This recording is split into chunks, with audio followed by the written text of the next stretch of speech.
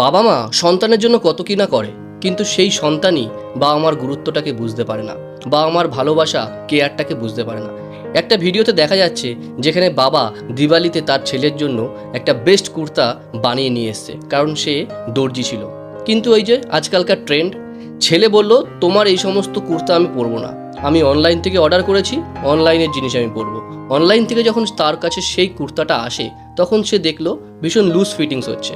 সে তখন তার বাবার দোকানে গেল ফিটিংস করানোর জন্য, কিন্তু তার পাশে থাকা একজন কাস্টমার বলল তোমার অনলাইনে স্টক শেষ হয়ে গেছে, অথচ তুমি তোমার ছেলের জন্য 3খানা স্টক এখানে রেডি করে রেখেছো।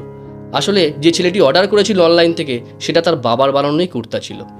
ছেলেটি নিজের ভুল বুঝতে পারলো এবং ভুল বুঝতে পেরে বাবাকে জড়িয়ে ধরলো। বন্ধুরা, গল্পটা খুব ছোট। নিজের বাবার মায়ের পরিশ্রমকে শ্রদ্ধা করো, ভক্তি করো, আর বাবা মাকে ভালোবেসে থাকলে ভিডিওটা অবশ্যই শেয়ার করো সবার সাথে।